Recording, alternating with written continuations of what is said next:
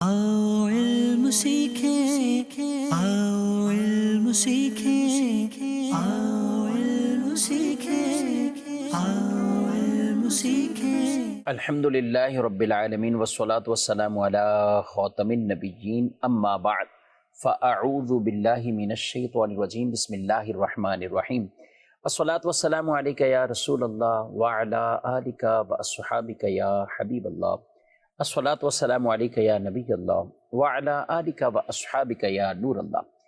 मदरसन के नाज़रीन, प्रोग्राम अकायद व नज़रियात में आपको खुश आमदीद कहते हैं, मरहबा कहते हैं। इब्तिदान दुरूद पाक की फ़जीलत हमारे प्यारे नबी सल्लल्लाहु अलैहि व आलिहि वसल्लम का फ़रमाने अज़मत आलीशान कि जुम्मा के दिन मुझ पर कसरत से दुरूद भेजो। जो शख्स ऐसा करेगा क़यामत के दिन मैं उसकी शफ़ाअत करूँगा, और जिसकी शफ़ाअत हुज़ूर सल्लल्लाहु अलैहि वसल्लम फरमाए तो अल्लाह की रहमत से ज़रूर दाखिले जन्नत होगा। अल्लाह पाक कसरत से दुरूद व सलाम पढ़ने की तौफ़ीक अता फ़रमाए। सल्लु अलल हबीब सल्लल्लाहु ताला अला मुहम्मद सल्लल्लाहु अलैहि व आलिहि वसल्लम। नाज़रीन किराम, इस प्रोग्राम में आज हम अक़ीदा शफ़ाअत के हवाले से कुछ सीखेंगे, समझेंगे। शफ़ाअत का माना वैसे तो लुग़वी तौर पर एक वसीला है, एक तलब को कहा जाता है, और शरई तौर पर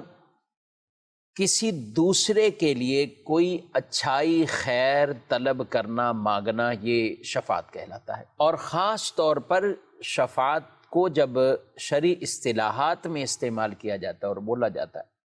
या शफ़ाअत का लफ्ज़ सुनते ही जो शफ़ाअत ज़हन में आती है कि क़यामत के दिन अल्लाह के हुज़ूर, अल्लाह की बारगाह में नबी करीम सल्लल्लाहु अलैहि वसल्लम का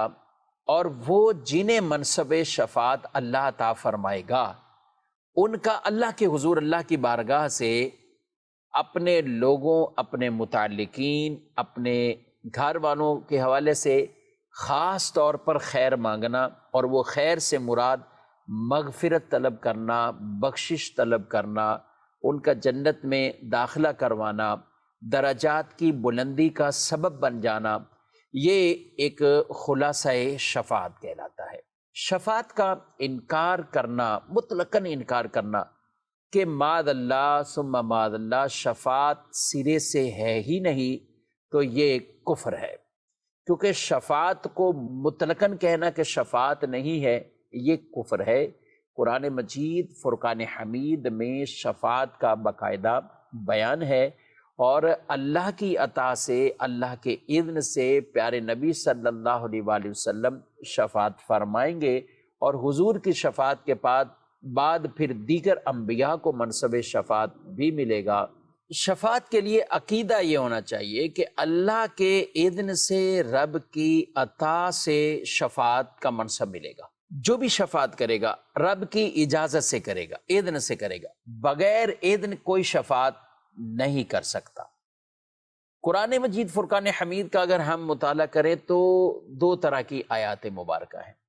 बाद ऐसी आयात हैं जिनमें मुतलक़न शफ़ाअत का इनकार है, यानी शफ़ाअत, कोई शफ़ाअत नहीं कर सकता,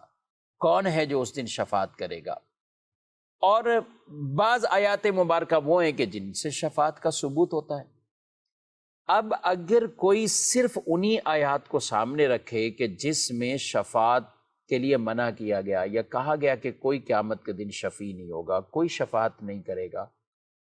तो फिर दीगर तमाम आयात मुबारका वो कि जिनके अंदर बेज़्ने इलाही शफ़ाअत की इजाज़त भी दी गई है, तो इन दोनों को अपने अपने महमल पर बयान करना कि जिनमें मना है उससे मुराद क्या है, और जिनमें सबूत है उससे मुराद क्या है। मुफस्सिरीन ने बड़ी वजाहत और डिटेल से बयान किया कि जिन आयात मुबारका में शफ़ाअत का इनकार है या मुमानत है, तो उससे मुराद ये है कि कुफ़ार के लिए कोई शफ़ाअत नहीं होगी, ना उनके लिए कोई शफ़ी होगा, ना उनके हक़ में कोई शफ़ाअत होगी, कुफ़ार के लिए कोई शफ़ाअत नहीं। या ये माना कि वहाँ पर बग़ैर इज़्न, बग़ैर इजाज़त वाली, यानी कोई अल्लाह के इज़्न और इजाज़त के बग़ैर ही शफ़ाअत करे, ऐसा नहीं हो सकता। तो उन आयात मुबारका का बड़ा ही साफ सा क्लियर मतलब कि जिनमें मुमानत फरमाएगी उसमें बग़ैर इज़्न वाली शफ़ाअत है, اس سے مراد کفار سے متعلق شفاعت ہے، اور جہاں اجازت ہے، جہاں ثبوت ہے، تو وہاں اذن کی بات ہے۔ قرآن مجید کی بڑی ہی معروف مشہور آیت مبارکہ جسے آیت الکرسی کہا جاتا ہے، یہ آیت الکرسی بچے بچے کو یاد ہے۔ ذرا اس آیت الکرسی کو آپ پڑھ کر دیکھ لیے تو اللہ پاک اس میں فرماتا ہے من ذا الذی یشفع عندہ الا باذنہ، کون ہے وہ جو اللہ کے نزدیک شفاعت کرے مگر اس کے اذن سے، یعنی شفاعت کوئی نہیں کرے گا الا یہ کہ جسے رب کا اذن ہے، رب کی اجازت ہے۔ تو اس آیت میں یہ فرمایا گیا ہے کہ اذن الہی سے، اللہ کی اجازت سے شفاعت ہے، اللہ کی اجازت سے شفاعت ہے۔ اب اگر مطلقاً شفاعت کا انکار ہو تو اس آیت مبارکہ کا انکار ہوتا ہے۔ دوسرے مقام پر اللہ پاک نے ارشاد فرمایا ہے عسیٰ ان یبعثک ربک مقاما محمودا، قریب ہے کہ تیرا رب تجھے مقام محمود پر مبعوث فرمائے۔ اب نبی کریم صلی اللہ علیہ وآلہ وسلم نے اس کی تو خود ہی تفسیر بیان کر دی۔ ترمذی شریف کی حدیث پاک ہے، کتاب التفسیر ہے، اور نبی کریم علیہ السلام سے پوچھا گیا یا رسول اللہ صلی اللہ علیہ وآلہ وسلم یہ مقام محمود کیا ہے؟ تو آپ صلی اللہ علیہ وسلم نے فرمایا کہ مقام محمود هو الشفاع، یہ مقام محمود وہ شفاعت ہے، وہ شفاعت ہے کہ جس میں پیارے نبی صلی اللہ علیہ وآلہ وسلم کو اللہ وہ مقام محمود یعنی مقام شفاعت عطا فرمائے گا کہ جس میں اولین ہو آخرین ہو، پہلے بھی بعد میں آنے والے بھی، وہ سارے کے سارے کیا کریں گے؟ حضور کی حمد کریں گے، حضور کی حمد۔ نبی پاک صلی اللہ علیہ وسلم اللہ کی تسبیح کریں گے، اور وہ ڈیٹیل تفصیل سے حدیث روایت میں بیان کیا گیا کہ حضور اتنا طویل ایک سجدہ کریں گے کہ رب تبارک و تعالیٰ اپنے محبوب سے فرمائے گا یا محمد ارفع راسک، اے محمد اپنے سر کو اٹھا لیجئے، اپنے سر کو اٹھا لیں، آپ سوال کریں، آپ کو عطا کیا جائے گا، آپ شفاعت کریں، آپ کی شفاعت کو قبول کیا جائے گا۔ تو حضور اکرم صلی اللہ علیہ وسلم کو مقام محمود پر اللہ مبعوث فرمائے گا کہ پورا حشر کا میدان حضور علیہ السلام کی تعریف کر رہا ہوگا، حمد کر رہا ہوگا۔ تو ایک تو یہ آیت مبارکہ کہ جس میں مقام محمود کا بھی ذکر ہے، دوسری آیت مبارکہ جس میں اللہ پاک ارشاد فرماتا ہے وَلَسَوْفَ يُعْطِيكَ رَبُّكَ فَتَرْضَىٰ، آپ کا رب آپ کو اتنا عطا فرمائے گا، اتنا عطا فرمائے گا کہ آپ راضی ہو جائیں گے، آپ راضی ہو جائیں گے۔ سبحان اللہ۔ ناظرین کرام، یہ وہ مقام ہے کہ جب رسول اللہ صلی اللہ علیہ وسلم اپنی امت کے غم میں آنسو بہا رہے تھے، آپ آنسو بہا رہے تھے کہ جبریل آئے اور سبب پوچھا حضور آپ کیوں رو رہے؟ تو نبی کریم صلی اللہ علیہ وآلہ وسلم نے امت کے حوالے سے کہا، تو اللہ پاک نے یہ آیت مبارکہ دی وَلَسَوْفَ يُعْطِيكَ رَبُّكَ فَتَرْضَىٰ، اللہ آپ کو اتنا دے گا کہ آپ راضی ہو جائیں گے۔ تو حضور اکرم صلی اللہ علیہ وسلم نے فرمایا جب معاملہ میری رضا کا ہے تو میں اس وقت تک راضی نہیں ہوں گا جب تک اپنے امتیوں کو بخشوا کر جنت میں نہیں لے جاتا۔ سبحان اللہ۔ ایک حدیث پاک ہے کہ نبی پاک صلی اللہ علیہ وسلم قرآن پاک پڑھتے ہوئے حضرت ابراہیم علیہ السلام کی جو یہ دعا ہے، یہ کلمات ہیں جو قرآن پاک میں اللہ نے بیان کی ہے رب انہن اضللن کثیرا من الناس فمن تابعنی فانہ منی ومن عصانی فانک غفور الرحیم، اے میرے رب بے شک بتوں نے بہت سے لوگوں کو گمراہ کر دیا ہے، بس تو جو میرے پیچھے چلے تو بے شک وہ میرا ہے، اور جو میری نافرمانی کرے تو بے شک تو بخشنے والا ہے، مہربان ہے، یعنی اللہ کی رضا پر ہے کہ تو بخشنے والا ہے، مہربان ہے۔ حضرت عیسیٰ علیہ السلام کی یہ دعا اور یہ کلمات آپ نے پڑھے ان تعذبہم فانہم عبادک، اگر تو ان کو عذاب دے تو وہ تیرے بندے، وَإِن تَغْفِرْ لَهُمْ فَإِنَّكَ أَنْتَ الْعَزِيزُ الْحَكِيمُ، اور اگر تو انہیں بخش دے تو بے شک تو ہی غلبے والا ہے، حکمت والا ہے۔ تو نبی کریم علیہ السلام نے جب یہ کلمات پڑھے کہ ابراہیم علیہ السلام یہ کہہ رہے ہیں، عیسیٰ علیہ السلام یہ کہہ رہے ہیں، تو آپ نے اپنے ہاتھوں کو اٹھا دیا ہے، اللہ اکبر، اور رو کر دعا فرمائی اللہم امتی امتی، اپنی امت کو یاد رکھو۔ جبریل آ گئے، اور پھر یہ پورا واقعہ ہوا کہ جبریل امین اللہ کی بارگاہ میں گئے، تو پھر رب کا فرمان آ جاتا ہے کہ اللہ آپ کو اتنا عطا فرمائے گا، آپ کو امت کے حوالے سے راضی فرما دے گا۔ اور نبی پاک صلی اللہ علیہ وسلم نے بیان فرما دیا کہ میرا ایک امتی بھی جب تک دوزخ میں ہوگا تو میں اس وقت تک راضی نہیں ہوں گا۔ سبحان اللہ، اپنے امتیوں سے پیار دیکھیے ناظرین کرام۔ مسند الفردوس میں حضرت مولا کائنات رضی اللہ تعالیٰ عنہ آپ فرماتے ہیں کہ جب یہ آیت اتری تو نبی کریم صلی اللہ علیہ وسلم نے یہ کلمات فرمائے، اذا لا ارضا وواحد من امتی فی النار، کہ میں راضی نہیں ہوں گا میرا ایک امتی بھی جب تک دوزخ میں ہوا، میں اس وقت تک راضی نہیں ہوں گا۔ اور مسند بزار کے اندر جو روایت ہے اس میں یہ فرمایا گیا کہ اشفع لامتی، میں اپنے امتیوں کی شفاعت کرتا رہوں گا حتی ینادینی ربی، یہاں تک کہ رب مجھے ندا دے گا، رب کہے گا اے محمد راضی ہو گئے، فاقول، اور میں کہوں گا قد رضیت، میں راضی ہو گیا۔ آگے مزید بڑھتے ہیں، تیسری آیت مبارکہ، اللہ پاک قرآن پاک میں ارشاد فرماتا ہے وَلَوْ أَنَّهُمْ إِذ ظَلَمُوا أَنفُسَهُمْ جَاءُوكَ فَاسْتَغْفَرُوا اللَّهَ وَاسْتَغْفَرَ لَهُمُ الرَّسُولُ لَوَجَدُوا اللَّهَ تَوَّابًا رَحِيمًا، اور اگر وہ اپنی جانوں پر ظلم کریں، تیرے پاس حاضر ہوں، پھر خدا سے استغفار کریں اور رسول ان کی بخشش مانگے، تو بے شک اللہ کو توبہ قبول کرنے والا مہربان پائیں، یعنی وہ پھر مہربان پائیں گے جو آپ کے حضور یعنی نبی پاک کی بارگاہ میں آئیں اور یہاں کر اللہ کی بارگاہ میں وہ بھی استغفار کریں اور حضور بھی ان کی سفارش کر دیں، تو اللہ کو ضرور بخشنے والا بھی پائیں گے، مہربان بھی پائیں گے۔ اب یہ آیت مبارکہ بھی شفاعت کا وہ ثبوت ہے، اور یہ کوئی خاص ظاہری دنیا تک نہیں تھا کہ جب سرکار صلی اللہ علیہ وسلم دنیا میں تشریف فرماتے اس وقت تو وسیلے طلب کیے جاتے تھے، آتے تھے۔ ایک اعرابی حضور کے وصال کے بعد بھی حضور کی قبر مبارک پر آیا، یا رسول اللہ صلی اللہ علیہ وسلم ہم نے یہ قرآن میں پڑھا ہے، آپ نے پڑھایا ہم نے پڑھا، آپ نے سکھایا ہم نے سیکھا۔ اسی قرآن میں یہ آیت ہے وَلَوْ أَنَّهُمْ إِذ ظَلَمُوا أَنفُسَهُمْ جَاءُوكَ، کہ اے محبوب آپ کے پاس آ جائیں، اگر لوگ جانوں پر ظلم کر بیٹھے اور آپ کے پاس آئے تو وہ عربی مٹی اپنے سر پر ڈالتا ہے اور حضور سے سفارش طلب کرتا ہے، اور آقا صلی اللہ علیہ وسلم مبارک آواز آ جاتی ہے کہ اے اعرابی جا، اللہ نے تجھے بخش دیا، اللہ نے تجھے بخش دیا۔ میرے آقا صلی اللہ علیہ وسلم فرماتے ہیں میری حیات بھی تمہارے لیے بہتر ہے، حیاتی خیر لکم و مماتی خیر لکم،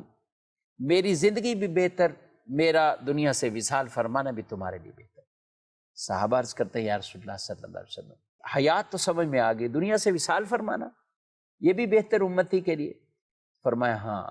تمہارے اعمال مجھ پر پیش کیے جائیں، جن کے اچھے عمل حضور ان سے خوش ہوں، اور جن کے عملوں میں کمی ہوگی، کوتاہیاں ہوگی، حضور فرماتے میں ان کے لیے اللہ کی بارگاہ میں استغفار کروں گا، اللہ سے ان کے لیے بخشش طلب کروں گا۔ تو یہ بھی کیا ہے؟ یہ بھی شفاعت، کسی دوسرے کے لیے خیر کا طلب کرنا، خیر مانگنا، یہی تو سفارش ہے، یہی تو شفاعت ہے۔ اب اگر ہم احادیث طیبہ کی طرف جاتے ہیں تو اتنی حدیثیں اس حوالے سے، ناظرین کرام، میرے آقا صلی اللہ علیہ وآلہ وسلم نے ارشاد فرمایا خُيِّرْتُ بَيْنَ الشَّفَاعَةِ وَبَيْنَ أَن يَدْخُلَ نِصْفُ أُمَّتِ الْجَنَّةِ، ارشاد فرمایا کہ اللہ نے کی طرف سے مجھے اختیار دیا گیا ہے، اگر آپ چاہو تو شفاعت لے لو اور چاہو تو نصف امت بخشی جائے۔ حضور فرماتے ہیں فاخترت الشفاعة لِأَنَّهَا أَعَمُّ وَأَكْفَى، کہا کہ میں نے شفاعت کو اختیار کیا ہے کہ وہ اس سے زیادہ عام ہے، وہ اس سے زیادہ عام ہے۔ أَتَرَوْنَهَا لِلْمُتَّقِينَ، کیا تم یہ کہتے ہو یا یہ سمجھتے ہو کہ وہ شفاعت صرف متقین کے لیے، نیک لوگوں کے لیے ہے؟ لا وَلَكِنَّهَا لِلْمُذْنِبِينَ الْخَطَّائِينَ، اللہ اکبر، فرمایا نہیں نہیں، میری شفاعت تو ان گناہ گاروں کے واسطے بھی ہیں جو گناہوں میں آلودہ اور سخت خطا کار ہو چکے، گناہوں سے بھر چکے ہیں۔ فرمایا میری شفاعت ان گناہ گاروں کے لیے، میری شفاعت ان گناہ گاروں، اور فرمایا میں نے آدھی امت کو یوں نہیں بخشوا لیا بلکہ شفاعت اپنے لیے رکھ لی، اب شفاعت میں چاہیں جتنوں کو بخشوائیں، شفاعت حضور کی عام ہوگی۔ اور یہ تو کئی روایات میں ارشاد فرمایا گیا کہ مجھے کچھ وہ چیزیں جو عطا ہوئیں جو پہلوں کو نہیں ملی، ان میں بطور خاص شفاعت کا ذکر فرمایا، اعطیت الشفاعہ، شفاعت عطا کی گئی ہے جو سابقہ کسی کو یہ منصب اس طرح نہیں ملا جو اللہ پاک نے مجھے دیا ہے۔ اور جی ہاں، قیامت کے دن سب سے پہلے حضور اکرم صلی اللہ علیہ وسلم ہی شفاعت کریں، اسی کو شفاعت کبریٰ کہتے ہیں۔ شفاعت ایک ہے شفاعت کبریٰ، جسے شفاعت عظمیٰ، شفاعت کبریٰ، مین شفاعت، اور یہ وہ شفاعت ہوگی ناظرین کرام، یہ کفار کو بھی ملے گی۔ جی ہاں، آپ پوچھیں گے وہ کیسے؟ قیامت کا دن ہوگا اور لوگ اس وقت نفس نفسی کا عالم ہوگا، ان کا حساب کتاب ہی نہیں شروع ہو رہا ہوگا، پسینوں میں کوئی ڈبکیاں لے رہے ہوں گے، کسی کے سینے تک پسینہ آ گیا ہوگا، سورج اتنے قریب سے آگ برسا رہا ہوگا، اور لوگوں کی کیفیت یہ ہو جائے گی کہ وہ تمنا کریں گے کہ ہمیں ایسے ہی دوزخ میں ڈال دیا جائے۔ یعنی وہ شاید یہ سمجھیں گے کہ یہ اتنی خطرناک کیفیت میں اس سے ہم باہر آئیں، وہ یہ نہیں جانتے کہ آگے دوزخ میں اور سخت عذاب ہے، سزا ہے۔ تو اتنے میں اہل محشر یہ انبیاء کرام کے پاس جائیں گے، یہ مختلف انبیاء کے پاس جائیں گے، اور وہ کہیں گے، جس کے پاس جائیں گے وہ کہیں گے اذهبوا الی غیری، کسی اور کے پاس جاؤ، وہ کہیں گے کسی اور کے پاس جاؤ، کسی اور کے پاس جاؤ۔ پھر یہ چلتے چلتے چلتے، جس میں آدم علیہ السلام، ابراہیم علیہ السلام، موسیٰ کلیم اللہ، عیسیٰ روح اللہ، یہ سب کے پاس جائیں گے، پھر یہ حضور صلی اللہ علیہ وسلم کی طرف بھیجیں گے، اور نبی پاک صلی اللہ علیہ وسلم سے جب آ کے کہیں گے تو حضور فرمائیں گے انا لہا، اللہ نے یہ منصب شفاعت مجھے عطا کی۔ پھر آپ طویل ایک سجدہ فرمائیں، اور وہ سجدہ ہوگا کہ جس پہ رب تعالیٰ فرمائے گا یا محمد ارفع راسک، اپنے سر کو اٹھا دیجیے، آپ کہیے آپ کو سنا جائے گا، آپ مانگیے آپ کو عطا کیا جائے گا، آپ شفاعت کیجیے آپ کی شفاعت کو قبول کیا جائے گا۔ تو حضور اکرم صلی اللہ علیہ وسلم پہ لوگوں کی شفاعت فرمائیں گے۔ تو یہ شفاعت کبریٰ کے حساب شروع ہو جائے، تو یہ جو سہولت ایک ملی یہ کفار کو بھی ملی، یہ مومنوں کو بھی ملے گی، یہ مسلمانوں کو بھی ملے گی، یہ اولین کو بھی ملے گی، آخرین کو بھی ملے گی۔ یعنی حساب کتاب تو شروع ہو، اس سے پہلے جو انتظار کے اندر یہ عذاب جھیل لیتے اور محشر کی وہ گرمی جھیل لیتے، اس سے چھٹکارا ملے گا۔ تو یہ چھٹکارا اور یہ تکلیف سے چھٹکارا، یہ والی شفاعت یہ تو کفار کو بھی مل جائے گی، یہ کافروں کو بھی ملے گی، یعنی مسلمانوں کو بھی، کافروں کے لیے، یہ سب کے لیے۔ ہاں، وہ شفاعت کہ جو کسی کو جنت میں داخل کرے تو وہ صرف اور صرف مسلمانوں کے لیے،